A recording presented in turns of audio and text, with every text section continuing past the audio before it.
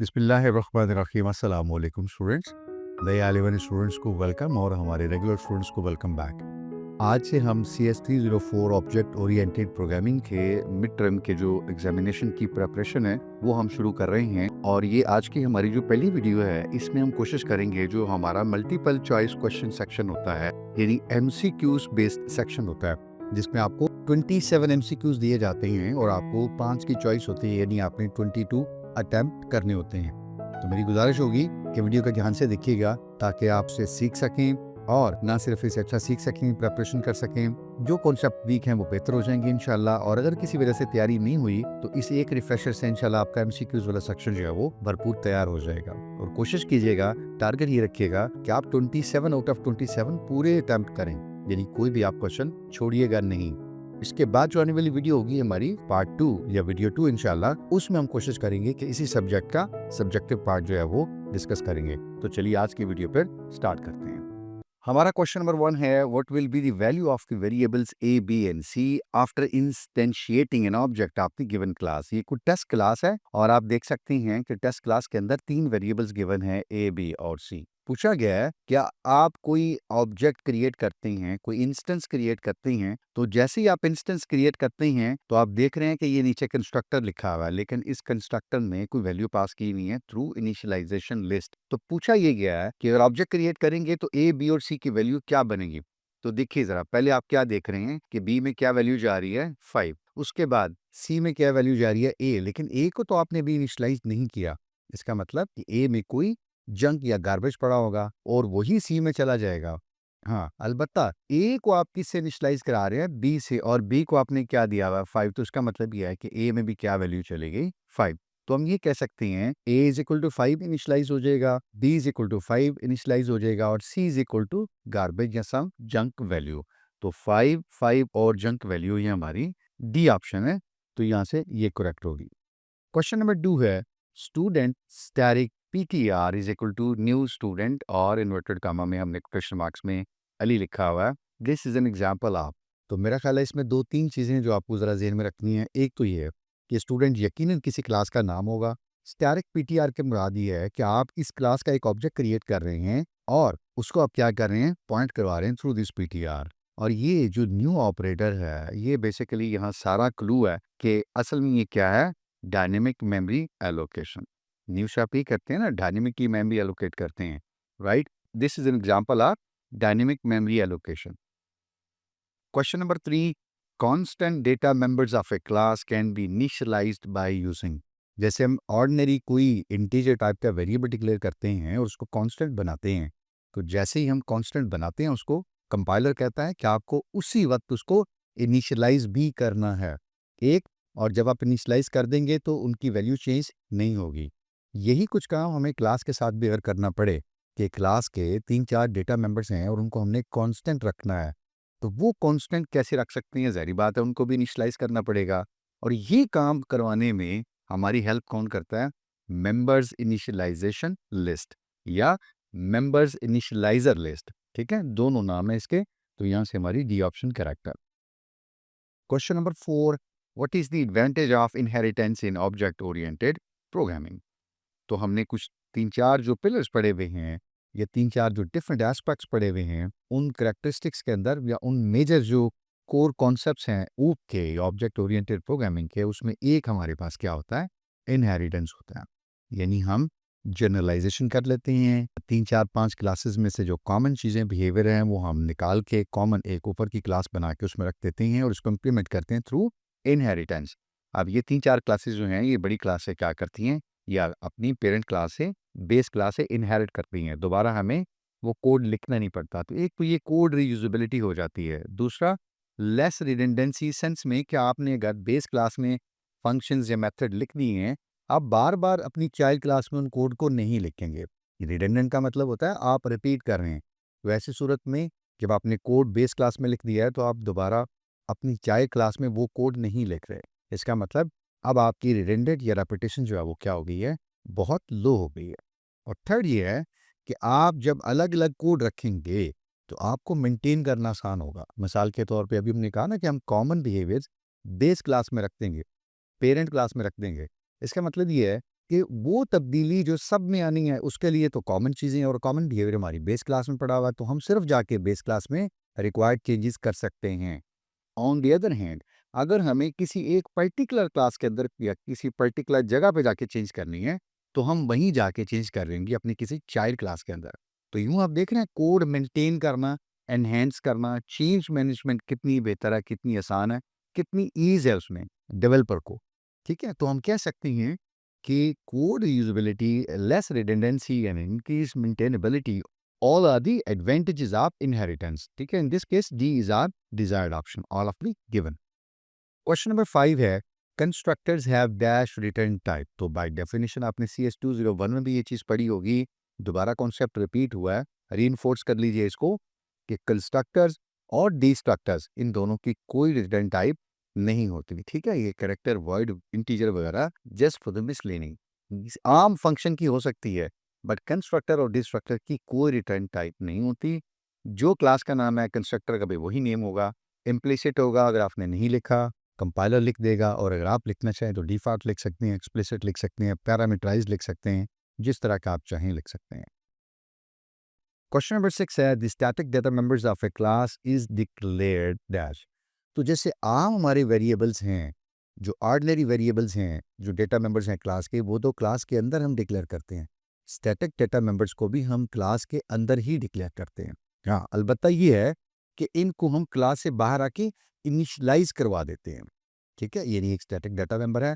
Class के अंदर जैसे बाकी डेटा मेंबर्स हमने डिक्लेयर किए, इनको भी डिक्लेयर कर दिया, और क्लास से बाहर आके हमने क्लास का नाम लिया, स्कोप रेजोल्यूशन ऑपरेटर यूज़ किया, और उसके बाद फिर इस स्टैटिक डेटा मेंबर का जो भी नाम होगा वो and that is equal to जो इनिशियलाइजेशन वैल्यू हमने लेनी है वो ले ली। तो यूँ हमने इस स्टैटिक डेटा मेंबर को इनिशियलाइज करवा दिया, लेकिन डिक्लेयर कहाँ करेंगे? क्लास के अंदर। क्वेश्चन नंबर 7 है, डैश रिमेन इनसाइड या in the memory even when all the objects of the class have been destroyed. तो अभी हम बात कर रहे हैं वही स्टैटिक वेरिएबल्स की। स्टैटिक वेरिएबल्स का स्कोप चूंकि फाइल लेवल का होता है, बड़ा होता है, जैसे ही वो क्रिएट होते हैं, जब तक प्रोग्राम पूरा चल रहा है वो एग्जिस्ट करते रहते हैं, जबकि बाकी जो वेरिएबल्स हैं ऑर्डिनरी, वो क्रिएट भी हो रहे होते हैं, डिस्ट्रॉय भी हो रहे होते हैं। कोई फंक्शन कॉल हुआ, क्रिएट हो गया, फंक्शन का स्कोप खत्म हो गया, वो डिस्ट्रॉय हो गया। स्टैटिक के साथ ऐसा नहीं है। स्टैटिक क्रिएट जब हुए, एग्जिस्टेंस में आए, उनको लाइफ मिली, throughout the program execution, जब तक प्रोग्राम की लाइफ है स्टैटिक वेरिएबल्स की लाइफ रहेगी। तो दीज आर स्टैटिक वेरिएबल्स कि जो मेमोरी में रहते ही हैं। हाँ, अलबत्ता बाकी जो ऑब्जेक्ट्स हैं, डेटा मेंबर्स हैं, ये ऑब्जेक्ट्स हैं क्लासेस के इवन, वो क्रिएट हो रहे हैं, डिलीट हो रहे हैं, में भी ऐसा हो सकता है, बट स्टैटिक जो है वो क्रिएट हो गए हैं। टिल द प्रोग्राम एग्जीक्यूशन, जब वो टर्मिनेट होगा तब तक वो रहेंगे। Question number 8 is, suppose person is a class. Which of the following statements declare an object person 1 of the class person? तो कोई एक पर्सन की क्लास है, कैपिटल पी के साथ बोर्ड जो लिखा हुआ है, ये हमारी पर्सन की क्लास है, और कहा गया कि ये जो स्मॉल पी के साथ पर्सन 1 है, ये क्या है? असल में इसी क्लास का एक ऑब्जेक्ट है। तो आपने देखना है कि कौन सी स्टेटमेंट जो है वो इसको सही डिक्लेयर कर रही है। तो आपको पता है, बहुत आसान है ये भी। सबसे पहले आप क्या लिखते हैं? नंबर 1 पे अपनी क्लास का नाम, और उसके बाद क्या लिखते हैं? अपने ऑब्जेक्ट का नाम। ठीक है? ये 2 चीज़ें ही हैं। तो आप देखिएगा, ऑब्जेक्ट भी कुछ नहीं होता, डिफाइन भी कोई चीज़ नहीं है, क्रिएट भी कुछ भी नहीं लिखा हुआ, ये गलत है, मिसलीडिंग है। ये पर्सन की क्लास हो गई यहाँ आपके पास, ये देखिए। ठीक है? और ये पर्सन 1 जो है, ये ऑब्जेक्ट का नाम है, तो क्लास स्पेस ऑब्जेक्ट, तो ये डी ऑप्शन हमारी करेक्ट ऑप्शन है यहाँ से। क्वेश्चन नंबर 9 है, dash is the special function having the same name as the class name. A does not have a return type, though, and is automatically called when the object is created. So some of you is smiling. This is pretty straightforward, the definition of constructor. जी बिल्कुल ठीक है। Those of you जिन्होंने ये identify किया या point out किया, appreciate that. देखिए, हमने ये कहा था ना कंस्ट्रक्टर की डेफिनेशन में कि इसका वही नाम होगा जो हमारी क्लास का नाम होगा। ठीक है? तो कंस्ट्रक्टर का भी वही नाम होता है एक। दूसरी अभी हम बात करके हैं कि it does not have return type. ये कोई भी रिटर्न टाइप नहीं होती इसकी, चूंकि इसने कोई वैल्यू रिटर्न नहीं करनी होती। सिर्फ जब क्लास का एक ऑब्जेक्ट क्रिएट होता है, इंस्टेंशिएट होता है, तो उसके जो ऑब्जेक्ट्स की डेटा मेंबर्स हैं, उनकी स्टेट को वैलिड करता है ये, या जो आप डिजायर देना चाहें वो देता है। और फिर ये जब भी आप कोई ऑब्जेक्ट क्रिएट करेंगे, तो ये ऑटोमेटिकली कॉल होता है। हमने नहीं भी लिखा, कंपाइलर इम्प्लिसिट लिख देगा हमारे लिए। ठीक है? तो ये क्या कंस्ट्रक्टर की डेफिनेशन है। Question number 10, which of the following is true for the default constructor. ठीक है, एक डिफॉल्ट कंस्ट्रक्टर होता है, उसके लिए कुछ चीज़ें हमें देखनी है या कौन सी ऑप्शन यहाँ से करेक्ट है वो देखनी है। नंबर 1 पे है a constructor without any parameters, ये भी डिफॉल्ट हो सकता है। All parameters with a default value, जी बिल्कुल ऐसा भी हो सकता है, यानी हम एक पैरामीटराइज्ड कंस्ट्रक्टर लिख लेते हैं जिसमें हम चाहते हैं कि जो भी ऑब्जेक्ट बने उस क्लास का उन सबको ये वैल्यूज दी जाएं। जैसे अभी हम क्वेश्चन नंबर 1 में देख रहे थे, मेंबर्स इनिशियलाइजेशन लिस्ट हमने यूज की हुई थी कि A something value B something and C something. तो जैसे ही हम क्लास का ऑब्जेक्ट क्रिएट करेंगे तो ए बी सी को वही वैल्यू मिलेगी उस क्लास के उस ऑब्जेक्ट को जो हमने दी हुई है। एक और ऑब्जेक्ट क्रिएट करेंगे ऑब्जेक्ट 2, उसके भी A B C data members को वही वैल्यू मिल जाएगी। फिर एक और ऑब्जेक्ट क्रिएट करेंगे थर्ड, तो ए बी सी जो उस ऑब्जेक्ट के 3 डेटा मेंबर्स हैं उनको भी सेम वैल्यू मिलती जाएगी। So this will be repeated. तो ऐसा हम कर सकते हैं कंस्ट्रक्टर में और डिफॉल्ट कंस्ट्रक्टर में कर सकते हैं।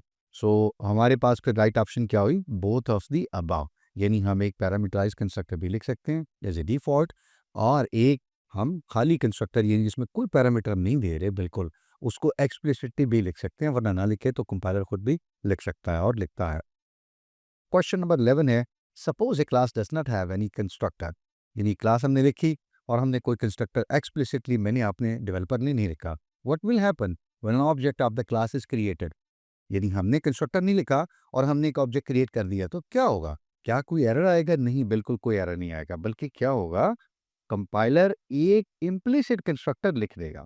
ठीक है, ये भी हम बात कर रहे हैं, बार बार इस चीज के ऊपर फोकस कर रहे हैं कि हमने नहीं लिखा, एक्सप्लिसिट आपने बताया नहीं, लेकिन कंपाइलर एक इम्प्लिसिट कंस्ट्रक्टर लिख देगा और हमारे ऑब्जेक्ट्स क्रिएट हो जाएंगे, कोई मसला नहीं होगा। यानी हमारा एक्सप्लिसिट कंस्ट्रक्टर लिखना हर क्लास के लिए जरूरी नहीं है, हम चाहें तो लिख सकते हैं, ना लिखे तो कंपाइलर इम्प्लिसिट कंस्ट्रक्टर लिखेगा और कॉल भी करेगा, ऑब्जेक्ट्स हमारे क्रिएट भी होंगे। क्वेश्चन नंबर 12 है dash means that different objects can behave in different ways for the same matter. ठीक है, आपने शायद पढ़ी हो, शेप की क्लास इनहेरिट कर रही है, यानी उससे चीज़ें इनहेरिट हो रही हैं, लाइन, रेक्टेंगल है, ओवल है, शायद ट्रायंगल है, एंड सो ऑन। और एक ड्रॉ का मैसेज है जो कि एज इंटरफेस जो है वो काम कर रहा है। यूज़र जब ड्रॉ की कॉल भेजता है, फॉर इंस्टेंस आप समझने की कोशिश कीजिए विजुलाइज की, और अगर लाइन सेलेक्टेड है तो लाइन ड्रॉ हो रही है, रेक्टेंगल सेलेक्टेड है तो रेक्टेंगल ड्रॉ हो रही है। एक ही मैसेज के डिफरेंट मीनिंग्स हैं depending upon the receiver class, ठीक है, या रिसीवर ऑब्जेक्ट। इस फिनोमेना को हम कहते हैं पॉलीमॉर्फिज्म। ठीक है, एक इंपॉर्टेंट कॉन्सेप्ट है, कोर कॉन्सेप्ट है ऑब्जेक्ट ओरिएंटेड प्रोग्रामिंग का। ठीक है, तो इस यानी पॉली मीन ज़्यादा, मार्फिस मतलब शक्लें। तो एक ही बात की ज़्यादा शक्लें हैं, एक ही बात के ज़्यादा कॉनोटेशन है, ज़्यादा मीनिंग है, डिपेंड करता है रिसीवर कौन सा है। तो इस क्वेश्चन में जो बात पूछी गई है वो पॉलीमॉर्फिज्म की बेसिक डेफिनेशन पूछी गई है। 13 है in C++, which of the following operators operate on one operand only? ये तो आप देखती पहचान होंगे, जी बिल्कुल, यूनरी ऑपरेटर, जो कि यूनरी का मतलब ए, बानी का मतलब दो, टर्शी का मतलब होता है तीन। तो यूनरी ऑपरेटर वो ऑपरेटर्स होते हैं जो किसी भी एक ऑपरेंड के साथ काम करते हैं। और आपने जो लूप के अंदर counter plus plus a minus minus increment decrement पढ़े नहीं, these are very common example of unary operator. Question number 14, which of the following operators can not be overloaded. ठीक है, आपने कुछ एक टेबल पढ़ा होगा जिसमें अच्छी खासी एक तादाद है, एक नंबर है जो कि ऑपरेटर्स ओवरलोड हो सकते हैं। बट समवेयर कोई एक छोटी सी लिट भी आपके पास है, due to certain reasons language allow नहीं करती, उनके स्पेसिफिक मीनिंग है, डिफाइंड है, प्री डिफाइंड है, we can not change those meaning, right, तो वो असल में ओवरलोड नहीं हो सकते। यहाँ जो लिस्ट गिवन है उसमें आपने अगर देखा हो तो कंडीशनल ऑपरेटर ऐसा है जो ओवरलोड नहीं हो सकता। ये आपने CS201 में भी शायद पढ़ा हो। और कंडीशनल ऑपरेटर आपको पता है, ये हम एक कंडीशन चेक करने के लिए यूज करते हैं कि if A do this otherwise this, ये इस काइंड ऑफ इफ स्टेटमेंट। तो यहाँ से हमारी डी आप तक करेक्ट हुई। क्वेश्चन नंबर 15 है in order to make any function constant the keyword constant is placed dash the parameter list. जरी बात है, हम एक इंटीजर डिक्लेयर करके उसको कांस्टेंट बनाना है तो हम क्या करते हैं, कॉन्स्ट का कीवर्ड यूज करते हैं। ठीक है, ये आप सबको पता है। इसी तरह अगर एक फंक्शन को कांस्टेंट बनाना है तो जारी बात है, अगेन फिर यही कॉन्स्ट का कीवर्ड यूज करेंगे। पूछा ये गया कि ये कॉन्स्ट का कीवर्ड कब आएगा, पैरामीटर से क्या बाद में आएगा, पैरामीटर के दरमियान इन बिटवीन कहीं आएगा, बिफोर आएगा, नहीं, बल्कि फंक्शन को जब हम कांस्टेंट बनाते हैं तो बिल्कुल फंक्शन ऐसे ही डिफाइन करेंगे रिटर्न टाइप, स्पेस, फंक्शन का नाम, पैरेंथेसिस के अंदर उसके पैरामीटर्स, और एंड पे जाके हम क्या कहते हैं, CONST, यानी आफ्टर द पैरामीटर हम बताते हैं कि ये हमारा फंक्शन जो है वो कांस्टेंट फंक्शन है।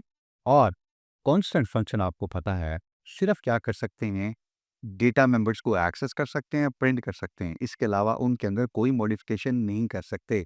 और अगर ऐसा करना चाहेंगे तो कंपाइलर एरर दे देगा कि आपका फंक्शन तो कांस्टेंट डिक्लेयर हुआ है और ये डेटा नंबर की वैल्यू मैनिपुलेट कर रहा है, जबकि ये अलाउड नहीं है। You have a compile time error.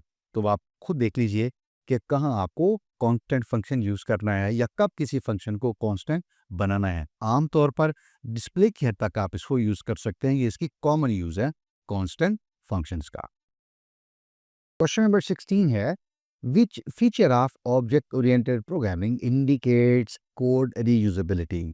तो अभी हम ये किसी क्वेश्चन में बात भी करके आए हैं कि it is the inheritance, basically जो हमें इस चीज की इजाजत देती है, इस चीज को प्रोविजन करती है, या ये फैसिलिटी हमें प्रोवाइड करती है कि हम एक दफा कोड लिख लेते हैं और एक क्लास से जब दूसरी क्लास को इनहेरिट करवाते हैं तो जो डीराइव्ड क्लास होती है, ये चाइल्ड क्लास होती है, वहां हमें वो कोड जो पेरेंट का है दोबारा लिखने की जरूरत नहीं है। तो हम पेरेंट का लिखा हुआ कोड जब अपनी डिराइव्ड क्लास में सिंपली यूज करेंगे, कॉल करेंगे, तो यूं हमने क्या किया, पेरेंट का लिखा हुआ कोड जो है उसको दोबारा यूज कर लिया या उस कोड को हमने रीयूजेबल बना दिया। So it's all because of inheritance. तो D is the desired option या करेक्ट ऑप्शन।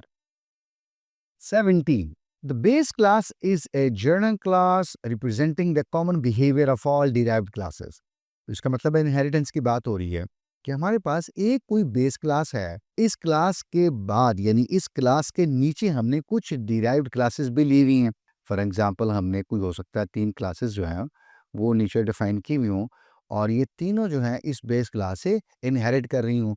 और दूसरी चीज़ क्या है कि इन तीनों के जो कॉमन बिहेवियर हैं वो सारे हमने कहाँ डाले हुए हैं, बेस क्लास के अंदर। ये याद रखिएगा। ये कॉन्सेप्ट क्या कहलाता है, 3 4 5 डिराइव्ड क्लासेस हैं या 3 4 5 क्लासेस हैं, उनके कॉमन बिहेवियर्स या चीजें हम इकट्ठी करते हैं और करके ऊपर ले जाते हैं, ऑन द टॉप ले जाते हैं। इसको हम क्या कहते हैं, जर्नलाइजेशन। जर्नलाइजेशन का मतलब ये है कि जर्नल चीजें जो हैं, कॉमन बिहेवियर्स हैं तीनों के अंदर। प्रिंट का फंक्शन है, चारों पांचों क्लासेस में यूज करना है, हमने उसको निकाल दिया ताकि सब में अलग अलग दोबारा नहीं लिखेंगे, बल्कि हम अपनी ऊपर जो पेरेंट क्लास बनाएंगे ना उसके अंदर डाल देंगे। इसी तरह कोई और फंक्शन हो सकता है, मिसाल के तौर पर सर्च का फंक्शन हो सकता है, फाइंड का हो सकता है, वो पांचों क्लासेस में चाहिए, वो भी निकाल लिया, कॉमन है ना, निकाल लिया बिहेवियर और ऊपर वाली क्लास में डाल दिया। तो ऐसे ही जितने कॉमन बिहेवियर्स होंगे इन सब क्लासेस के 3 4 5 जितने भी हैं उन सब के कॉमन बिहेवियर्स निकाल के एक टॉप की क्लास में डाल दिए और उससे सब क्लासेस को क्या करा दिया, इनहेरिट करवा दिया। ये कॉन्सेप्ट क्या कहलाता है, journalisation. 18. The circle, a rectangle and the line classes have is a। ठीक है, ये आपने पढ़ा होगा, is a, और इस तरह की 3 4 चीजें और भी पढ़ी होंगी। ये इस तरह का रिलेशनशिप है शेप क्लास के साथ। आप कह सकते हैं कि line is a shape, right, rectangle is a shape and circle is a shape. So this concept is known as, यानी जो इज ए का रिलेशनशिप है उसको भी आप क्या कहते हैं, जर्नलाइजेशन, राइट। इसकी सबसे कॉमन एग्जाम्पल क्या है, draw line, draw rectangle and draw circle. इसी तरह फॉर इंस्टेंस आप कह लीजिए कलर, यदि कलर से बता दिया है कि आप इसमें रंग भरें, इसको कलर करें। So you can colour circle, you can colour rectangle and you can colour line. तो इसी तरह से you can move circle, you can move rectangle and you can move line. So draw, colour and move, these can be the common behaviours जो कि हम क्या करते हैं, शेप क्लास में डाल देते हैं और उस क्लास से इनहेरिट करवा देते हैं। तो कलर, मूव एंड ड्रॉ, ये जो कॉमन बिहेवियर्स हमने डाले हैं शेप क्लास के अंदर, तो इस कॉन्सेप्ट को हम क्या कह रहे हैं, जर्नलाइजेशन। अभी हमने इसकी डेफिनेशन देखी है और ये क्वेश्चन जो थोड़ा सा एप्लीकेशन साइड का है तो इसको आप मेरा ख्याल आसानी से आंसर कर पाए होंगे। We have a 19 that says कि the entities in the object oriented models are shown by using dash। अच्छा, जब हम ऑब्जेक्ट ओरिएंटेड मॉडल बनाते हैं तो किसी एक शेप के जरिए हम एंटिटीज को रिप्रेजेंट करते हैं। मेरा ख्याल है सबने कह दिया रेक्टेंगल। बिल्कुल ठीक है कि जब हम मॉडल क्रिएट करते हैं कि ये हमारा फलां ऑब्जेक्ट है या कौन सी एंटिटी है, ये कौन सी है और ये किस इनहेरिट कर रहे हैं, किस तरह का रिलेशनशिप है वगैरह वगैरह, तो ये जब हम ड्रॉ करते हैं तो रेक्टेंगल्स को हम यूज करते हैं अपनी एंटिटीज के लिए। ठीक है, that can be a student, that can be a person, employee और अ शेप, जैसे अभी हम बात कर रहे थे rectangle, circle and line. Question number 20 है कंपोजिशन इज डैश रिलेशनशिप, कि कंपोजिशन जो है वो किस तरह का रिलेशनशिप है। हमने पढ़े ना रिलेशनशिप कुछ बुनियादी 3-4 तरह के होते हैं, तो उसमें composition is one of them. आसान अगर आप समझें तो a person is composed of various organs, तो मेरे ख्याल में यही प्रिंसिपल अगर आप इसको सामने रखें तो ये क्या है, has a relationship. A person has a arm, a person has a foot, a person has a leg, etc etc. The composition is actually a has relationship. It's kind of has relationship. 21 है public inheritance represents dash. तो इसी तरह public inheritance की अगर हम बात करें तो पब्लिक इनहेरिटेंस जो है ये क्या है, is a relationship. Public inheritance जो है वो क्या होती है, इज ए रिलेशनशिप। मिसाल के तौर पे सबसे आसान मिसाल आपको देता हूं, आप ये कह सकते हैं कि a dog is an animal. ये क्या है, पब्लिक इनहेरिटेंस। 22 है which of the following defines the destructor of the student class. अब हमें डिस्ट्रक्टर कहीं दिया हुआ है स्टूडेंट क्लास का, ये कोई स्टूडेंट क्लास है, ठीक है, इस क्लास का डिस्ट्रक्टर देखना है कि कौन सा ठीक लिखा हुआ है। हमें पता है बाय डेफिनेशन, अभी हम ऑप्शंस पे नहीं जाते, हमें पता है स्टूडेंट क्लास है तो उसका मतलब ये है कि नीचे स्टूडेंट सबसे पहले शुरू हो रहा होगा, और डिस्ट्रक्टर के लिए हम क्या करते हैं, सबसे पहले कहते हैं जी टिल्डे साइन होता है। तो यहां से सिर्फ हम वो ऑप्शंस देखने की कोशिश करते हैं पहले कि ये शुरू हो रही है टिल्डे साइन से और उसके बाद क्या आ रहा है, स्टूडेंट लिखा हुआ आ रहा है, और वो अगर आप देखें तो सिर्फ बी ऑप्शन है। ए में लिखा हुआ डिस्ट्रॉय, ऐसा कुछ नहीं होता। डिस्ट्रक्टर ऐसा कुछ भी लफ्ज नहीं है, और डिस्ट्रक्टर ये भी कोई लफ्ज नहीं है। वैसे भी देखा जाए एलिमिनेट करके भी हम देख सकते हैं, और डेफिनेशन अगर हमें याद हो तो टिल्डे एंड जो नाम है क्लास का वो दैट इज अ स्टूडेंट, तो ये क्या हो गया, destructor. 23 which of the following statement best describes the constructor. दोबारा फिर कंस्ट्रक्टर की कुछ डेफिनेशन आ गया तो वो देखने की कोशिश करते हैं। Number 1, constructor is used to modify the constant. नहीं है तो मॉडिफाई तो नहीं करता, और कांस्टेंट डेटा मेंबर से बिल्कुल नहीं है, this is a misleading statement. Number 2, constructor is used to delete the object. नहीं, बिल्कुल भी नहीं है, डिलीट भी नहीं करता constructor. Constructor is used to initialize the data member of a class, that's right option. ठीक है, again all of the given is just a misleading. बाजू का तो आप समझते हैं कि सारे ठीक होंगे, ऑल ऑफ द गिवन तो तभी आएगा, but that is again a misleading statement. ठीक है, तो from the given options constructor is used to initialize the data members of the class. अभी हम पीछे किसी क्वेश्चन में डिस्कस भी करके आए हुए हैं, तो that is the right option and that is your desired answer as well.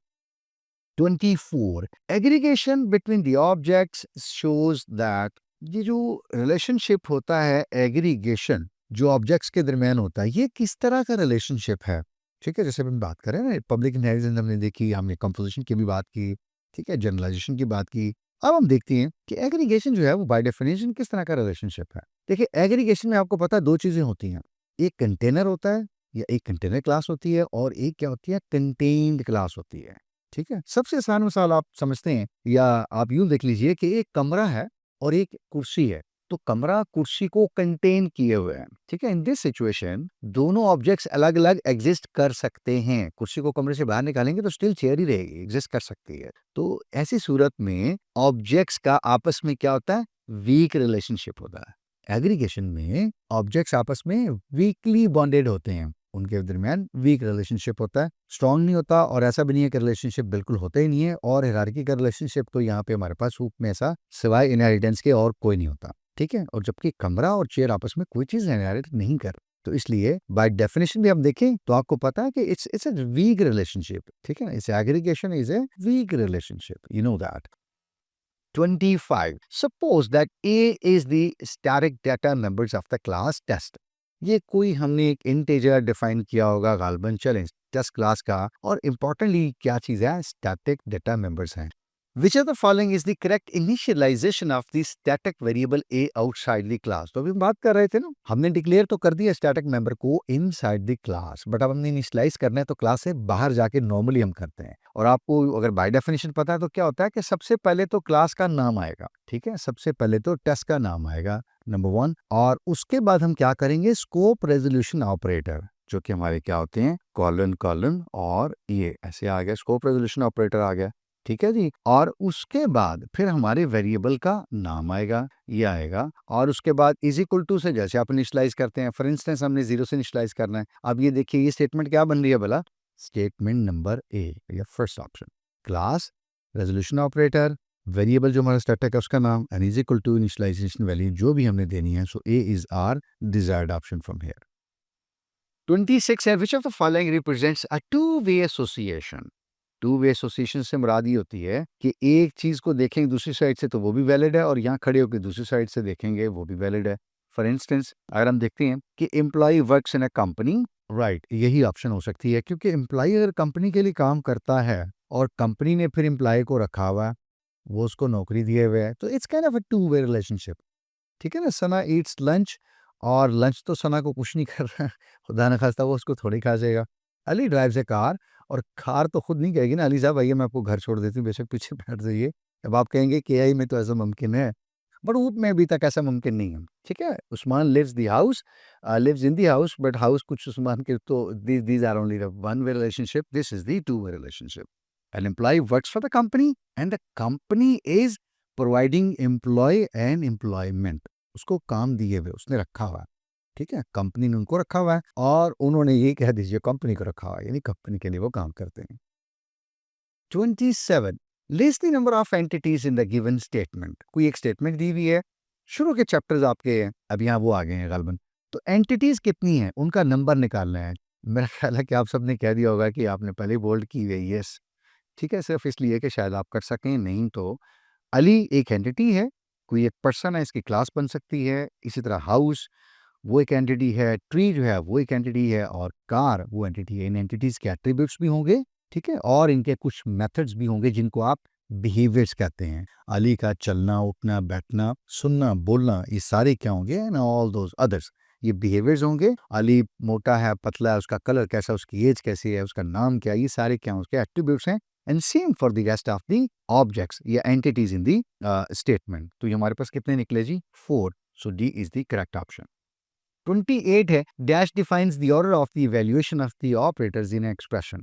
आपको पता है कि किस तरतीब से, यानी लेफ्ट से राइट या राइट से लेफ्ट या टॉप से बॉटम या 1 2 3 4, किस ऑर्डर से ये ऑपरेटर्स हमारे इवैल्यूएट होंगे, ठीक है। ये ऑर्डर क्या कहलाता है, प्रेसिडेंस ऑफ ऑपरेटर्स या ऑपरेटर्स प्रेसिडेंस। ये हमने CS201 में भी पढ़ा था बड़ी डिटेल से, तो यहाँ पे जस्ट उसकी एक रिवीजन है कि लेफ्ट से राइट जिस तरतीब से हमारे ऑपरेटर्स इवेल्युएट होंगे, तो ये लेफ्ट से राइट इस तरतीब से जो आएंगे, ये जो ऑर्डर है असल में ये कहलाता है प्रेसिडेंस ऑफ ऑपरेटर्स या ऑपरेटर्स प्रेसिडेंस। 29 है, in generalisation the general base class represents dash behaviour of all the classes. Again concept को जरा रिवाइज कीजिएगा कि जनरलाइजेशन हम क्या करते हैं, कॉमन बिहेवियर्स को टॉप पे ले जाते हैं, इसीलिए उसको कहते हैं जनरलाइजेशन। तो all common behaviours of the classes वो हम ले लेंगे, जिसको हमने कहा था प्रिंट है, सर्च है, फाइंड है, डिस्प्ले है, वगैरह वगैरह, ये हम ले लेंगे, सब क्लासेस में आने, इनको लेके एक टॉप की क्लास बना देंगे, उसको हम कहेंगे ये क्या हो गया, जनरलाइजेशन। वो हमारी बेस क्लास होगी जिसमें ये सारे फंक्शन चले गए, बिहेवियर्स, और हमारी डिराइव्ड क्लासेस ने इससे प्रिंट सब ने ले लिया, सर्च सब ने इनहेरिट कर लिया, और डिस्प्ले को भी सब ने इनहेरिट कर लिया। क्वेश्चन नंबर 30 है, member functions defined inside the class declaration are dash by default. यानी जो हम मेंबर फंक्शन किसी क्लास के अंदर, शेप की क्लास हमने ली, इसके अंदर एक ड्रॉ का मेंबर फंक्शन हमने बना लिया, कलर का मेंबर फंक्शन बना लिया, मूव का मेंबर फंक्शन बना लिया, तो क्लास के अंदर जब हम इन मेंबर फंक्शंस को डिक्लेयर करते हैं, पूछा जा रहा है कि बाय डिफॉल्ट अगर हम एक्सेस मॉडिफायर यूज नहीं करते तो क्या होता है, ये मेंबर फंक्शन भी बाय डिफॉल्ट क्या होते हैं, प्राइवेट होते हैं। आमतौर पे तुमने देखा है ना, चूंकि हमें इनको एक्सेस करना होता है क्लास से बाहर जाके, जब हम ऑब्जेक्ट्स बनाते हैं क्लास के, तो हम फिर ऑब्जेक्ट डॉट उस क्लास का मेथड एक्सेस कर लेते हैं, तो यूजुअली हम क्या करते हैं, उनको पब्लिक डिक्लेयर कर लेते हैं, क्योंकि ये हमारा इंटरफेस होता है कि हमने इनको यूज करना है कल को जाके, तो इसीलिए हम एक्सेस मॉडिफायर यूज करते हैं, पब्लिक उनको बनाते हैं या डिक्लेयर करते हैं। लेकिन अगर हम एक्सेस मॉडिफायर यूज नहीं करते और बाय डिफॉल्ट क्लास की बॉडी के अंदर कोई मेंबर फंक्शन डिक्लेयर करते हैं, तो कंपाइलर उसको क्या करेगा, प्राइवेट डिक्लेयर करेगा या उसको ट्रीट करेगा। So that is why we explicitly append the access modifier public before any method or function inside the class. Study one है which of the following is an advantage of encapsulation. हमने पढ़ा कि कुछ जो 3, 4, 5 बुनियादी concepts हैं code के अंदर, उसमें से one of them is encapsulation. तो क्या बुनियादी फायदा होगा, क्या बुनियादी एडवांटेज होगा कि हमारा जो इनकैप्सुलेशन है वो हमें कुछ क्या चीज़ प्रोवाइड कर रहा है? क्या इनकैप्सुलेशन से कम्प्लेक्सिटी आती है? इनकैप्सुलेशन तो कम्प्लेक्सिटी को कम करने के लिए होता है. यानी ये तो नहीं है कि इससे कम्प्लेक्सिटी बढ़ जाए या इसकी वजह से कम्प्लेक्सिटी आ जाए, ऐसा तो नहीं है, राइट? बेटर अंडरस्टैंडिंग, ये कुछ समझ आ रही है बात, ठीक है, कि ये एक एडवांटेज होता है हमारे पास. कोड की रीयूजेबिलिटी तो इनकैप्सुलेशन से नहीं होती, वो तो इनहेरिटेंस से होती है. N efficient code is again maintainable होगा, लेस रिडंडेंट होगा. तो ये चीज़ें तो दोनों की दोनों इनहेरिटेंस से रिलेटेड हो रही हैं. कंप्लेक्सिटी तो बिल्कुल उस इनकैप्सुलेशन के उल्ट है. इनकैप्सुलेशन हम करते हैं ताकि बेटर अंडरस्टैंडिंग हो. हमारी क्लासेस का जो कोड है वो रीडेबल अच्छा हो, वो बहुत अच्छी समझी जा सके, उसकी रीडेबिलिटी अच्छी हो, उसको हम अच्छी तरह से समझ सकें, पढ़ सकें. ठीक है, the more readable code would be, the better would be for understanding. So one of the major advantage of encapsulation is better understanding या बेटर रीडेबिलिटी. 32 है, which of the following statement is true regarding polymorphism. तो अभी हमने कुछ बात की थी कि ज्यादा, पॉली मतलब ज्यादा शक्लें, ठीक है, मॉर्फिस कहते हैं शक्ल को. तो ज्यादा शक्लें या इस तरह का जो कॉन्सेप्ट है कि एक कॉल गई है और डिपेंडिंग अपॉन के रिसीवर कौन है, डिफरेंट बिहेवियर्स हुए हैं, तो एक ही कॉल के डिफरेंट कॉनोटेशंस या मतलब हैं, मीनिंग्स हैं लैंग्वेज के अंदर, इसको हमने कहा कि क्या है, पॉलीमॉर्फिज्म है. कुछ देखते हैं जी कौन सी स्टेटमेंट है जो उसकी ट्रू कहलाती है. तो फर्स्ट है जी feature of object oriented programming. तो ये फीचर तो है, ये बात तो ठीक है. It's a powerful tool to develop the flexible systems. ये बात भी बिल्कुल ठीक है. देखिए फ्लेक्सिबिलिटी है ना, कि बाहर तो आप यूजर क्या दे रहा है, ड्रॉ, और उसको लाइन अगर सिलेक्ट है तो लाइन ड्रॉ हो रही है, रेक्टेंगल सिलेक्ट है तो रेक्टेंगल ड्रॉ हो रही है. तो ये क्या चीज है, फ्लेक्सिबिलिटी है. It's a flexibility, right. Third, it's a powerful tool to develop the reusable system. ये भी बिल्कुल बात ठीक है कि ड्रॉ एक दफा आपने लिखा और सबके लिए अलग अलग ड्रॉ हो रहा है, colour, move and so on. तो ये क्या हो रहा है, रीयूजेबिलिटी तो हो रही है. शेप क्लास आपने बना ली है और सबसे इनहेरिट कर रहे हैं कोड. तो ये सारी चीजें दुरुस्त हुई. तो इसका मतलब ये है कि पॉलीमॉर्फिज्म जो है, it's a powerful tool that allows you to develop a flexible systems and a system with a reusable code or that provides a code reusability. ठीक है, तो ये सारे ऑप्शंस दुरुस्त हैं, ये ठीक है. तो फोर्थ, ये D option is the correct option from here. Question number 23, object orientation can be achieved by the objects and their dash. तो ऑब्जेक्ट ओरिएंटेड प्रोग्रामिंग की या पैराडाइम की हम जब बात करते हैं तो उसमें हमें पता है कि दो चीजें होती हैं. क्योंकि ऑब्जेक्ट ओरिएंटेड प्रोग्रामिंग है तो इसलिए ऑब्जेक्ट तो आएगा ही आएगा, क्योंकि it's a very core concept of ऊप. ऑब्जेक्ट के साथ साथ क्या चीजें आएंगी, अभी हम इससे पहले बात कर रहे थे क्वेश्चन में जी, ऑब्जेक्ट्स के एट्रीब्यूट्स आएंगे. ठीक है, सो ऑब्जेक्ट ओरिएंटेशन ये है कि चीजें हम देखते हैं रियल लाइफ में भी, उनको ऑब्जेक्ट के तौर पे देखते हैं. एक मोबाइल है, उसकी कोई विड्थ है, उसकी कोई लेंथ है, और इस तरह के उसका वेट है, उसका कलर है, ये सारी चीजें क्या है, एट्रीब्यूट्स हैं. सिमिलरली कोई ऑब्जेक्ट पिक कीजिए रियल लाइफ पे एंड यू विल सी कि ये क्या है, ऑब्जेक्ट है एक, और उसके बाद उसकी क्या है, कुछ एट्रीब्यूट्स हैं. ठीक है, तो ऑब्जेक्ट ओरिएंटेशन जो होती है वो यही होती है कि we see real life entities or objects as in the name of the object plus the attributes of the objects. ठीक है, या ये कह सकते हैं कि each object is composed of or comprised of various attributes: name, color, size, density, thickness, length, etc. etc. All these are the attributes. 34 है, if static data members are not explicitly initialized at the time of definition, then they are initialized too. आपने भी बात की कि हम static data members हैं वो define कर लेते हैं, डिक्लेयर कर लेते हैं इनसाइड द क्लास, लेकिन हम उनको कहा जा रहा है कि इनिशियलाइज नहीं करते किसी वजह से भी. चले, हमने मान लिया, तो अब क्या होगा, वो किससे इनिशियलाइज होंगे, हमने इनिशियलाइज नहीं किया, क्या वो अनडिफाइंड होंगे, नहीं, ऐसा तो नहीं होता. Zero, not initialize at any value, कोई भी इनिशियलाइज नहीं होगी, नहीं. स्टैटिक डाटा मेंबर्स अगर हमने इनिशियलाइज नहीं किया, फॉर एग्जांपल हमने स्टैटिक इंटीजर काउंट डिक्लेयर कर दिया इनसाइड द क्लास और हमने इसको इनिशियलाइज नहीं किया, तो कंपाइलर्स को जीरो से इनिशियलाइज करवा देगा. तो B option is the correct form here. 35 है, choose the correct declaration of overloaded stream insertion operator. ठीक है, जो आपकी सी आउट होती है. For class string as a non member function. 2-3 चीज़ें आपने ज़हन में रखनी है, एक तो ये नॉन मेंबर है, दूसरा ये स्ट्रीम इंसर्शन है और तीसरा क्लास का जो नाम दिया है वो आपके पास क्या है? स्ट्रिंग है। देखिए क्विकली मैं बता देता हूँ, हम क्या करते होते हैं स्ट्रीम इंसर्शन में अगर नॉन मेंबर में हमने इसको ओवरलोड करना हो, तो हमें जो हमारी क्लास होती है, उसका एक ऑब्जेक्ट उसका कांस्टेंट रेफरेंस पास करना होता है। बाकी स्टैंडर्ड सिंटैक्स आई बिलीव आप सबको पता होगा, उसमें हम क्या करते हैं, हम उसको फ्रेंड डिक्लेयर करते हैं, ठीक है? यहाँ पे देखिए तीनों में फ्रेंड आ रहा है और चूँकि हमारा फंक्शन कुछ रिटर्न नहीं कर रहा, इसलिए उसकी टाइप क्या होगी वॉइड। तो ये पहले को भी आप एलिमिनेट कर दीजिए और ये इसको भी एलिमिनेट कर दीजिए। इन दोनों में से कोई हमारी एक ऑप्शन ठीक हो सकती है। और हमने अभी कहा कि हम क्या पास करते हैं, अपनी इस स्ट्रिंग क्लास का एक ऑब्जेक्ट उसका कांस्टेंट रेफरेंस। बिल्कुल ठीक है, आप में से जो सी कह रहे हैं वो बिल्कुल सही है। फ्रेंड लिखा आपने, वर्ड लिखा, ओ स्ट्रीम आपने लिखा और उसके बाद फिर ऑपरेटर का आपने कीवर्ड लिखा, फिर ऑपरेटर का सिंबल लिखा और ये आपने अपनी जिसको आप आरएचएस या राइट हैंड साइड का ऑब्जेक्ट कह लेते थे, ये असल में स्ट्रिंग क्लास का दूसरा ऑब्जेक्ट है जो आप इसको पास कर रहे हैं और आप क्या पास कर रहे हैं? कांस्टेंट रेफरेंस स्ट्रिंग क्लास का। ये देखिए स्ट्रिंग ही यहाँ पे लिखा हुआ है, ये इस क्लास का कांस्टेंट रेफरेंस पास कर रहे हैं इस क्लास के एक ऑब्जेक्ट का, ठीक है? तो ये हमने stream insertion operator as a non member function overload कर लिया है। 36 है the class diagram includes which of the following. तो क्लास डायग्राम जब हम बनाते हैं तो उसके अंदर 3 चीजें आपको पता है कौन सी होती हैं। एक तो उस क्लास का नेम होता है, एक उस क्लास के कितने एट्रीब्यूट्स हैं, यानी जो ऑब्जेक्ट बनेंगे उस क्लास के उसके कितने एट्रीब्यूट्स होंगे, और नंबर 3 उस क्लास के अंदर जो ऑब्जेक्ट्स हैं वो कितने ऑपरेशंस परफॉर्म करेंगे। ठीक है, so name, attributes and operations या बिहेवियर्स। तो ये क्या हुआ, बी ऑप्शन हमारी यहाँ से करेक्ट हुई। 37 है which are the following is true for inline function. अच्छा, इनलाइन फंक्शन आपने पढ़े हुए हैं तो पूछा गया कि इनलाइन फंक्शन के लिए कोई एक स्टेटमेंट यहाँ दी हुई है, वो जरा आप देखिए कौन सी ठीक है।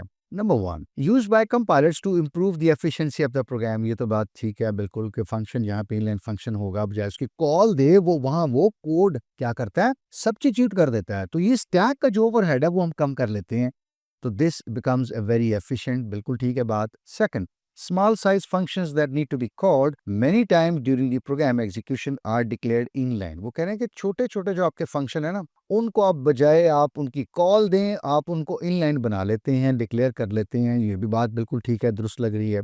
Inline functions decrease the code execution time. ये बिल्कुल इसी तरह ही है या ऐसा ही है। देखो ना, आपने फंक्शन कॉल की तो स्टैक पे चीजें जाएंगी, उसके बाद फिर प्रॉपर कॉल होगी, फिर रिटर्निंग एड्रेस पाएंगे, ठीक है, एक्टिवेशन रैकेट भी बनेगा, ये सारी चीजें होंगी।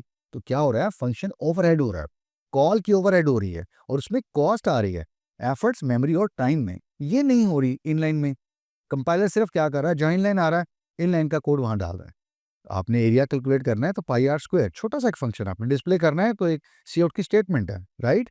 आपने दो नंबर्स को जमा करना है तो ए प्लस बी है, दो पैरामीटर्स को ऐड कर रहा है। तो simply these are small size functions जिनके ऊपर हम बात भी कर रहे हैं। इनके लिए वो कह रहे हैं कि एक तो इनलाइन बना दीजिए, दूसरा क्या होगा, इससे कॉल नहीं जाएगी फंक्शन की, स्टैक इन्वॉल्व नहीं होगा, एक्टिवेशन रिकॉर्ड नहीं बनेंगे, रिटर्निंग एड्रेस कहाँ पे वापस जाना है, ये सारी इन्वॉल्वमेंट नहीं होगी। So we can say all of the given options. ये तीनों चीजें जो मेंशन्ड है यहाँ पे इनलाइन फंक्शंस के लिए बिल्कुल ठीक लिखी हैं। क्वेश्चन नंबर 38 है which one of the following happens when constant function tries to change the value of a data member of the class। एक कांस्टेंट फंक्शन हमने डिक्लेयर किया या एक फंक्शन को हमने कांस्टेंट डिक्लेयर कर दिया और वो कोशिश कर रहा है किसी डेटा मेंबर की वैल्यू को चेंज करने की, तो ऐसी सूरत में क्या होगा। अब आप खुद देखिए कि बाय डेफिनेशन क्या होता है, जब एक कांस्टेंट या एक फंक्शन कांस्टेंट डिक्लेयर हो जाता है तो वो किसी डेटा मेंबर की वैल्यू को चेंज नहीं कर सकता। जिसकी सबसे कॉमन एग्जांपल हमने क्या कहा था कि हम सिर्फ क्या कर रहे हैं, एक डिस्प्ले है और डिस्प्ले या प्रिंट का एक फंक्शन है तो हम उसको कांस्टेंट बना लेते हैं कि भाई ठीक है, सिर्फ आप चीजें डिस्प्ले करवाएं, आप कोई छेड़छाड़ मैनिपुलेशन चेंज ना करें। अगर आप ऐसा करने की कोशिश करते हैं या आपका कांस्टेंट फंक्शन डेटा मेंबर्स की वैल्यू चेंज करने की कोशिश करता है तो कंपाइल टाइम एरर आता है आपको कि आप ऐसा नहीं कर सकते, क्योंकि आपने एक फंक्शन को कांस्टेंट डिक्लेयर किया हुआ है और कहीं और जाके उसी फंक्शन के थ्रू आप क्या कर रहे हैं, क्लास के डेटा मेंबर्स को आप चेंज कर रहे हैं, उनकी वैल्यू चेंज कर रहे हैं। आप ऐसा नहीं कर सकते, आपका ये कांस्टेंट फंक्शन उसके पास ये प्रोविजन नहीं है, तो आपको क्या होगा, कंपाइल टाइम एरर आ जाएगा। 39 है, if a class B inherits from class A then, जाहिर बात है, बहुत सिंपल सा क्वेश्चन है कि क्लास बी कहाँ से इनहेरिट कर रही है, क्लास ए से। तो इसका मतलब ये है कि हमारी बेस क्लास कौन सी होगी फिर, या पेरेंट क्लास कौन सी होगी, क्लास ए, और हमारी डिराइव्ड क्लास या फिर कह सकते हैं आप चाइल्ड क्लास कौन सी होगी, वो बी। तो मास्टर, इंडिपेंडेंट वगैरह ये मिसलीडिंग स्टेटमेंट्स हैं। सी हमारी ऑप्शन बिल्कुल ठीक है, ये ए जो है वो हमारी पेरेंट है या बेस क्लास है, और बी जो है वो हमारी चाइल्ड या फिर डिराइव्ड क्लास है। क्वेश्चन नंबर 40 है, हाउ द इंफॉर्मेशन हिडन या how the information is hidden with an object can be accessed. Information hiding हमने कॉन्सेप्ट देखा कि क्या होता है कि क्लास के अंदर हम सारे जो एट्रीब्यूट्स हैं या डेटा मेंबर्स हैं उनको प्राइवेट डिक्लेयर करके इंफॉर्मेशन हाइड कर लेते हैं, राइट। तो अब हम क्या करते हैं, उनको हमें एक्सेस करना है तो हम कर सकते हैं, क्योंकि हमें पता है हम क्लास का ऑब्जेक्ट डिक्लेयर करेंगे और क्लास का ऑब्जेक्ट जो है वो अपने प्राइवेट डेटा मेंबर्स को भी एक्सेस कर सकता है। तो it is the private data members basically जिनके थ्रू हमने कुछ इंफॉर्मेशन हाइड की हुई है, और क्लास का जब ऑब्जेक्ट होगा वो क्या करेगा, क्लास के उन प्राइवेट डेटा मेंबर्स को एक्सेस करके इंफॉर्मेशन हाइडिंग को, यानी उस इंफॉर्मेशन को जो हमने हाइड की है उनको एक्सेस कर सकता है। 41 है, which of the following is not true about constructors, यानी इनमें से कौन सी स्टेटमेंट है जो कंस्ट्रक्टर के लिए ट्रू नहीं है। Constructors can use N initialising list, ये तो बिल्कुल ठीक है बात, हमने नॉट ट्रू या इनकरेक्ट लेनी है। कंस्ट्रक्टर कैन बी कांस्टेंट, ये लग रही है गलत है, क्योंकि कंस्ट्रक्टर ने इंफॉर्मेशन अपडेट करनी है, मॉडिफाई करनी है, और एक कांस्टेंट मेथड या फंक्शन मॉडिफाई चीजें नहीं कर सकता। अभी हमने 3 क्वेश्चन पहले देखा है। तो कंस्ट्रक्टर जो है वो कांस्टेंट नहीं हो सकता। कंस्ट्रक्टर आर कॉल्ड ऑटोमेटिकली, ये बात भी ठीक है। Constructor are used to modify the object, ये भी बिल्कुल ठीक है। तो कंस्ट्रक्टर कभी भी कांस्टेंट नहीं हो सकता। वजह यह है कि कंस्ट्रक्टर्स ने जो ऑब्जेक्ट क्रिएट हो रहे हैं उनकी एक वैलिड स्टेट सेट करनी है, दूसरे लफ्जों में स्टेट्स को मॉडिफाई करना है, और एक कांस्टेंट फंक्शन डेटा मेंबर्स को मॉडिफाई नहीं कर सकता, इसलिए कंस्ट्रक्टर कभी भी कांस्टेंट नहीं हो सकता। 42 है, which of the following functions declaration is correct to overload the plus operator as a member function in the complex class। तो आपने कॉम्प्लेक्स की क्लास पढ़ी होगी, लिखी भी होगी, तो उसमें आपने ये चीज पढ़ी होगी कि प्लस का जो ऑपरेटर है वो आप कैसे ओवरलोड करते हैं, ठीक है, एज ए मेंबर फंक्शन। तो उसके लिए आप क्या करते हैं, सबसे पहले आप क्लास का नाम लिखते हैं जो कि कॉम्प्लेक्स होगी। यहाँ 3 ऑप्शंस में तो वही लिखा हुआ है, चौथी ऑप्शन है ये तकरीबन ये गलत हो सकती है। आगे आप क्या लिखते हैं, ऑपरेटर का सिंबल लिखते हैं, क्योंकि आपने ऑपरेटर ओवरलोड करना है ना। तो ये क्या लिखते हैं आप, ऑपरेटर का सिंबल। तो यहाँ पे लिखा हुआ है, यहाँ प्लस है, यहाँ इसका मतलब है ये भी गलत हो गई, ये नहीं हो सकती। थर्ड, ऑपरेटर के बाद आप क्या लिखते हैं, प्लस का सिंबल, यहाँ पे लिखा हुआ है, यहाँ पे लिखा हुआ है, लेकिन स्कोप रेजोल्यूशन यहाँ पे आया हुआ है, तो इसका मतलब ये है कि ये भी गलत हो गया। एलिमिनेशन से जाएं तब भी आप कर सकते हैं, और डेफिनेशन अगर आपको पता है तो आप प्लस का ऑपरेटर कैसे ओवरलोड करते हैं, क्लास का name space operator space operator का सिंबल, और उसके बाद कॉम्प्लेक्स क्लास का ही एक ऑब्जेक्ट पास करते हैं, लेकिन उसका कांस्टेंट रेफरेंस पास करते हैं, ठीक है। तो यहाँ पे कांस्टेंट रेफरेंस पास कर रहे हैं आप, जो कि आपने लिखा हुआ है कॉन्स्ट कॉम्प्लेक्स एम्परसेंड, ठीक है। ये RHS जो है वो कॉम्प्लेक्स क्लास का ऑब्जेक्ट है, लेकिन उसका आप क्या पास कर रहे हैं, रेफरेंस, और रेफरेंस जो है ये क्या है, कांस्टेंट है। तो A option is the correct option from here.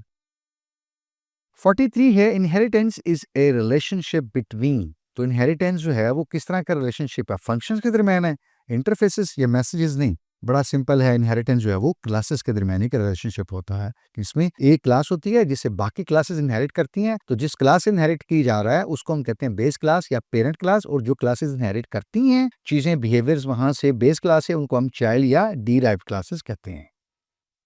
44 है, dash is represented by a line with A Anfield diamond head towards the container. तो हमने पढ़ा था ना कि एग्रीगेशन में एक कंटेनर क्लास होती है और एक कंटेन्ड क्लास होती है, और जब आपको पता है कि आप इनको डायग्राम में इनको रिप्रेजेंट करते हैं तो आप क्या करते हैं, आप जो कंटेन्ड क्लास होती है उसकी तरफ से जो कंटेनर क्लास होती है एक लाइन ड्रॉ करते हैं और अनफिल्ड डायमंड जो है वो बनाते हैं। अगर आपको याद हो गया होगा तो ये क्या है, एग्रीगेशन को हम मॉडल करते हैं। तो इस सूरत में ये किसकी एग्जांपल है, ये किसकी रिप्रेजेंटेशन है, एग्रीगेशन की।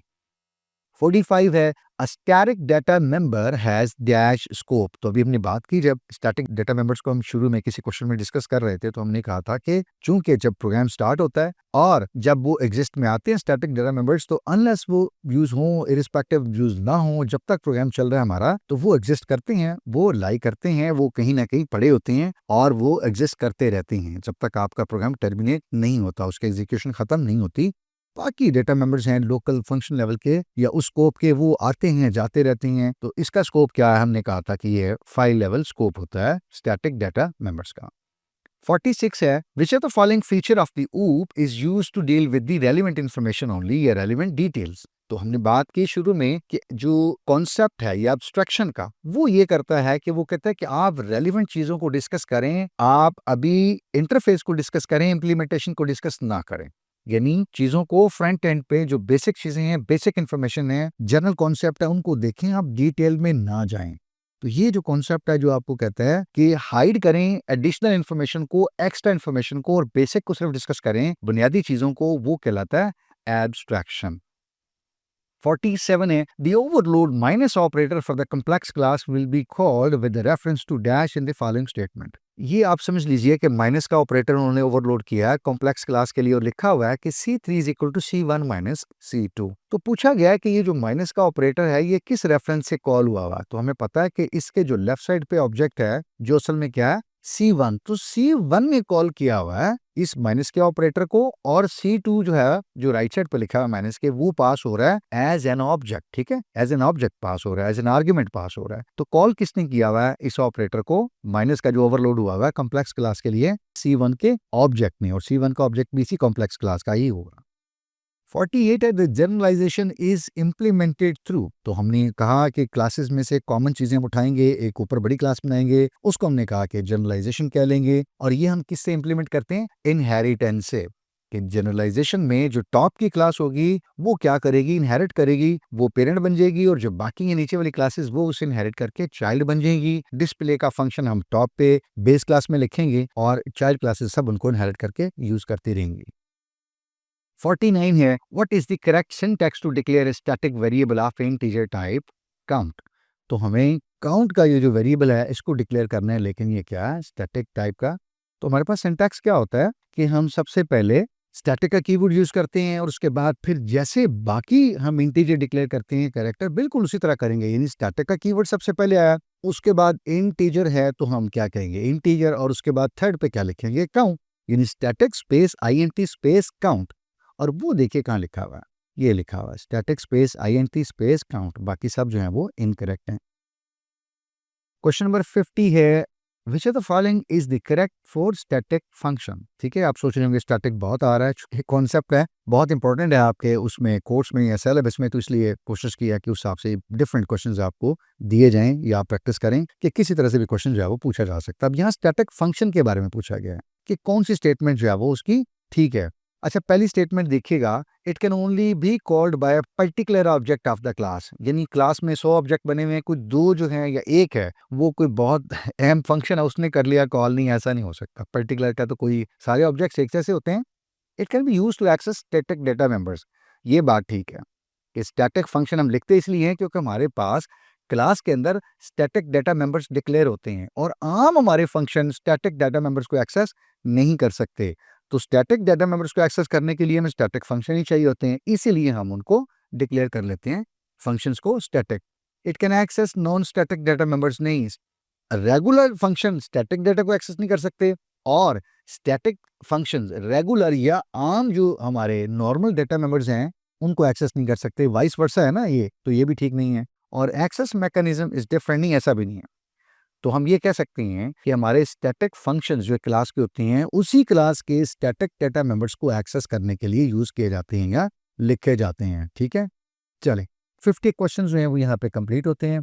आप यही सोच रहे होंगे कि स्क्रीन आएगी गुड बाय की थैंक यू की, नहीं, we have a few more questions to go, so bear with me। 51 है, in the expression b is equal to c over d the arity of the division operator is. तो ये आपको पता है कि एरिटी क्या होती है कि एक ऑपरेटर यानी डिवीजन का जो ऑपरेटर है ये कितने ऑपरेंड्स को ट्रीट कर सकता है। तो कितने ऑपरेंड्स को ट्रीट कर रहा है भला, c ओवर d, यानी 2 ऑपरेंड्स है ना। तो जैसे अरिथमेटिक एक्सप्रेशन होते हैं ना a प्लस b, तो प्लस का जो ऑपरेटर है उसकी एरिटी क्या होगी, a और b 2 ऑपरेंड्स को ऐड कर रहा है, 2 ऑपरेंड्स को डील कर रहा है, तो उसकी एरिटी भी क्या होगी 2। तो in this case B option is the correct one. 52 है, इन डैश अ पॉइंटर और reference to an object is created inside the class. तो हमने एग्रीगेशन में बात की थी कि रूम है और एक चेयर है, तो ये कैसा रिलेशनशिप है? एग्रीगेशन का। ठीक है जी। तो एग्रीगेशन में ये होता है कि एक जो कंटेनर क्लास होती है उसका एक पॉइंटर कंटेन्ड ऑब्जेक्ट की तरफ बना देते हैं, यानी आप एक रेफरेंस क्रिएट कर देते हैं। तो ये बात यहाँ पे कही जा रही है, a pointer reference to an object is created inside the class, के क्लास के अंदर, रूम की क्लास के अंदर चेयर की क्लास की तरफ एक पॉइंटर या रेफरेंस हम क्रिएट कर देंगे। तो ये कॉन्सेप्ट कहाँ आएगा, किस जगह आता है? एग्रीगेशन के अंदर। 53 है, which of the following concepts is close to the encapsulation. Encapsulation जो है ये क्या कहती है? ये कहती है कि हम इंफॉर्मेशन हाइड करते हैं। सो व्हेन वी से इंफॉर्मेशन हाइडिंग, तो ऊप के अंदर हम कह रहे होते हैं असल में क्या है? इनकैप्सुलेशन। और हम इनकैप्सुलेशन के जब लफ्ज सुन रहे हो तो इससे मुराद हमारी क्या होगी कि हम इंफॉर्मेशन हाइड कर रहे हैं। और हमने पहले बात की कि इंफॉर्मेशन हम कैसे हाइड करते हैं? क्लास के अंदर हम अपने डेटा मेंबर्स को प्राइवेट डिक्लेयर कर लेते हैं, तो यूं इंफॉर्मेशन हाइड हो जाती है, सिर्फ हमारे क्लास के ऑब्जेक्ट्स उनको एक्सेस कर सकते हैं। 54 है, in dash there is a relationship of part and whole, यानी कोई एक पार्ट एंड होल का भी रिलेशनशिप होता है। तो ये किस तरह का रिलेशनशिप है? कंपोजिशन होती है, जैसे हमने कहा ना कि somebody is composed of multiple organs. A person is composed of two hands, two legs, and then so on, right? So the composition is also known as a kind of part and whole relationship. ठीक है, और ये बहुत strong relationship होता है इसमें, यानी hand या खुदा न खास्ता एक जो बाजू होता है वो अलग से एग्जिस्ट नहीं कर सकता। ठीक है ना, there has to be with the part of whole, यानी बॉडी का इसको हिस्सा होना चाहिए, तब वो एग्जिस्ट करेगा। खुदा न खास्ता उसके बगैर वो एग्जिस्ट नहीं कर सकता। सो that is the composition relationship. 55, suppose we have a class student, which of the following statement is correct declaring the pointer to the object of the student class? तो हमें यहाँ कहा गया कि स्टूडेंट क्लास एक क्लास है या एक स्टूडेंट की क्लास है। तो दी गई स्टेटमेंट्स में से देखिए कि कौन सी करेक्ट है जो कि इस क्लास के ऑब्जेक्ट की तरफ एक पॉइंटर डिक्लेयर कर रही है। ठीक है, तो उसके लिए हमें क्या करना पड़ेगा? सबसे पहले देखिए, पॉइंटर डिक्लेयर करना है ना हमें उस क्लास की तरफ, तो हम क्या लिखेंगे कि उस क्लास का नाम, उसके बाद स्टैटिक, और उसके बाद कोई भी उसका ऑब्जेक्ट बना देंगे। तो ये क्या हो जाएगा? उस क्लास की तरफ एक ऑब्जेक्ट की तरफ एक पॉइंटर डिक्लेयर हो जाएगा। और वो अगर आप देखें तो आपकी पहली स्टेटमेंट बिल्कुल ठीक लिखी हुई है, यानी क्लास नेम, स्टैटिक और उसके बाद object name. So the first option is correct. Object के बाद तो कुछ स्टैटिक नहीं होता, ये ऑप्शन इसलिए गलत है, और क्लास से पहले भी हम स्टैटिक नहीं डालते, और ये तो रेफरेंस ऑपरेटर होता है। ठीक है, so the first option is the correct option. 56 है, compiler generated default constructor is called dash and a user written default constructor is dash। तो हमने कंस्ट्रक्टर की डेफिनेशन में जो पीछे क्वेश्चन से हमने बात की थी कि जब हम लिखेंगे खुद और वो हमारा डिफॉल्ट ही होगा, लेकिन वो डिफॉल्ट कौन सा होगा? एक्सप्लिसिट होगा, वो मैंने आपने खुद लिखा होगा, यूजर डिफाइंड होगा। और कंपाइलर अगर खुद लिखेगा, हमने नहीं दिया हुआ, तो वो क्या होगा? इम्प्लिसिट होगा। सो यहाँ पे आएगा कंपाइलर के लिए इम्प्लिसिट, और वो हमारी कौन सी ऑप्शन है? सी। और यूजर क्या लिखेगा? एक्सप्लिसिट लिखेगा। So the compilers default constructor is implicit, और user default even written are coded is called the explicit constructor. 57, which of the following ensures that the data and behaviors are tightly coupled within an object? यदि कौन सी चीज है, कौन सा concept है जो कहता है कि डेटे को और ऑब्जेक्ट के बिहेवियर को, इन दोनों को आपस में क्या रहना चाहिए? टाइटली कपल्ड रहना चाहिए। दोनों में एक अच्छी कपलिंग होनी चाहिए। तो हमारा कॉन्सेप्ट है इनकैप्सुलेशन का, ये इस चीज को इंश्योर करता है कि आपके ऑब्जेक्ट के अंदर डेटा और बिहेवियर दोनों टाइटली कपल्ड होनी चाहिए। डेटा मेंबर्स और फंक्शन जो है वो बिल्कुल कपल्ड होने चाहिए अच्छी तरह से। 58 है, which of the following is not a pillar of object oriented programming? तो ऊप के अंदर जो पिलर्स हैं उनमें आपको पता है क्या होता है? एब्स्ट्रक्शन होती है, उसमें पॉलीमॉर्फिज्म होती है और इनकैप्सुलेशंस होती हैं। लेकिन ये नॉर्मलाइजेशन ये कोई चीज नहीं होती। This is something that you might have studied in databases और इन अदर फील्ड्स। ठीक है, तो यहाँ पे इसका कोई काम नहीं है। So this is something stand out from here in this question. 59, which of the following is not a true about a destructor? Destructor के बारे में कोई स्टेटमेंट गलत है, उसको हमें आइडेंटिफाई करना है। अच्छा जी, use to perform housekeeping, ये तो स्टेटमेंट ठीक है। जब हम एक ऑब्जेक्ट अगर आपने बनाया है, मेमोरी एलोकेट की है, तो जब डिस्ट्रक्टर कॉल होगा तो जारी बात है वो मेमोरी खाली होगी, हाउस कीपिंग चलनी है, तो ये तो ठीक है बात। Free memory allocated new operator, ये भी बात ठीक है, जबकि हमें गलत पिक करनी है। Use to free memory allocated through dynamic allocation, ये भी बात ठीक है। Use to free memory allocated through static allocation, ये बात गलत। अगर हमने मैलक कैलक एरी अलग वगैरह से मेमोरी स्टैटिकली एलोकेट करवाई हुई है, तो ये प्रोग्रामर्स की रिस्पॉन्सिबिलिटी है कि उस मेमोरी को फ्री करे। जो हमने ऑब्जेक्ट्स क्रिएट किए हैं, जब उन ऑब्जेक्ट्स का डिस्ट्रक्टर कॉल होगा या जब हमारा प्रोग्राम टर्मिनेट होगा तो ऑटोमेटिकली डिस्ट्रक्टर कॉल होगा और वो ऑब्जेक्ट्स क्या हो जाएंगे, डिस्ट्रॉय, और उनकी जो मेमोरी है वो क्या हो जाएगी, रिलीज हो जाएगी, हाउसकीपिंग हो जाएगी और वो डीएलोकेट हो जाएगी, वापस हीप का हिस्सा बन जाएगी और ऑपरेटिंग सिस्टम किसी और को एलोकेट करवा सकता है। लेकिन जो स्टैटिक मेमोरी हमने खुद एज ए प्रोग्रामर एक्सप्लिसिटली हमने एलोकेट करवाई है ड्यूरिंग आवर एग्जीक्यूशन या प्रोग्राम एग्जीक्यूशन, वो प्रोग्राम खत्म होते वक्त हमारी खुद जिम्मेदारी है कि before close our main program हम उसको एक्सप्लिसिटली रिलीज करें। ठीक है, सो ये डिस्ट्रक्टर की जिम्मेदारी नहीं है। सो ये हमारी करेक्ट ऑप्शन है यहाँ से। और फाइनली जो लोग थक गए हैं उनके लिए the good news, question number 60 है। We just wrapping it up for the last question. The function defined inside the class are usually taken dash by the compiler. जो हम क्लास के अंदर डिफॉल्ट फंक्शन डिक्लेयर करते हैं वो आम तौर पे हमने कहा प्राइवेट होते हैं, लेकिन इसके अलावा भी अगर आपने इनलाइन की डेफिनेशन पढ़ी होगी तो वो इनलाइन ही होते हैं। क्लास के अंदर अगर आप फंक्शन डिफाइन करते हैं तो वो पब्लिक तो नहीं होते, बाय डिफॉल्ट क्या होते हैं, प्राइवेट होते हैं। स्टैटिक भी नहीं हो सकते और कांस्टेंट भी नहीं होते, क्योंकि हमें ये दोनों चीजें खुद लिखनी पड़ती हैं। इनलाइन होते हैं बाय डिफॉल्ट, ये लैंग्वेज का बिहेवियर है। So a function defined inside the class, compiler उसको क्या डिफाइन करता है, इनलाइन, यानी जब भी वो फंक्शन कॉल होगा उसकी जगह उसका कोड सब्स्टिट्यूट होगा। ठीक है, तो ये हमारे 60 क्वेश्चन जो है वो कंप्लीट हुए हैं। उम्मीद करता हूँ इंशाल्लाह कि इससे कुछ बेसिक आइडिया आपको मिल गया होगा कि ऑब्जेक्ट ओरिएंटेड प्रोग्रामिंग जो है वो बेसिकली किन चीजों के मुश्तमिल है, उसके बेसिक कॉन्सेप्ट्स या बिल्डिंग ब्लॉक्स के हैं। और अगर किसी वजह से तैयारी नहीं थी आपकी तो कुछ ना कुछ थोड़ा बहुत आप कह सकते हैं कि एक हल्का सा रिफ्रेशर जरूर मिला होगा। This is not sufficient enough कि आप कहें कि इससे बहुत अच्छा रिजल्ट आ जाएगा, लेकिन कम से कम कुछ चीजें बेहतर जरूर हुई होंगी और कुछ कॉन्सेप्ट वीक थे तो वो भी रिफ्रेश हुए होंगे। ठीक है, मेरी गुजारिश ही होगी कि जो चीजें आप आइडेंटिफाई कर सकें उनको जरा एक दफा और देखिए, ताकि सब्जेक्टिव जब आप डिस्कस करें तो चीजें थोड़ी सी बेहतर हो और आपकी फाउंडेशनल जो है ना वो इनसाइट हो, ताकि आप सब्जेक्टिव को अच्छी तरह क्लियर कर सकें।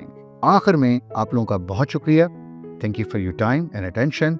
उम्मीद करता हूँ इससे कुछ ना कुछ आपको हेल्प मिली होगी इंशाल्लाह। कोई कॉन्सेप्ट जो हमने खुद की तरह गो थ्रू किया, कोई आपका सवाल हो, कोई कंफ्यूजन हो, कोई क्वेश्चन हो, आप फीडबैक शेयर करना चाहें, वीडियो के ऊपर कोई कमेंट सजेशन हो, आपकी कोई चीज भी शेयर करना चाहें तो बिला झिझक आप वीडियो के कमेंट सेक्शन में मेंशन कर सकते हैं।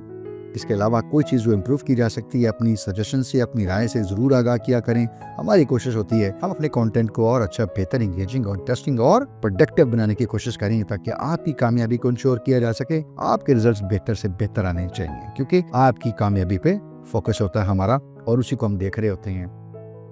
और जाते जाते आप एक ये काम कर सकते हैं कि अगर आपके वो फेलो मेट्स वगैरह जो इसी सब्जेक्ट का एग्जाम प्रिपेयर कर रहे हैं तो आप चाहें और आप महसूस हो कि ये कंटेंट या इसकी एक्सप्लेनेशन या क्वेश्चन या डिलीवरी कोई चीज भी उनको हेल्प कर सकती है उनकी एग्जाम प्रिपरेशन में, तो हमारी गुजारिश होगी कि उनके साथ भी इस कंटेंट को, लिंक को जरूर शेयर करें। और अब हम मिलते हैं इंशाल्लाह अपने सब्जेक्टिव पार्ट में, लेकिन जाते जाते फिर वही गुजारिश कि बेसिक जो कॉन्सेप्ट्स हैं, प्रोग्रामिंग कॉन्सेप्ट्स हैं, फंक्शन ओवरलोडिंग है या बाकी ओवरलोडिंग है, इनहेरिटेंस है, कुछ और चीज़ें हैं, वो आप ज़रूर देख लीजिएगा।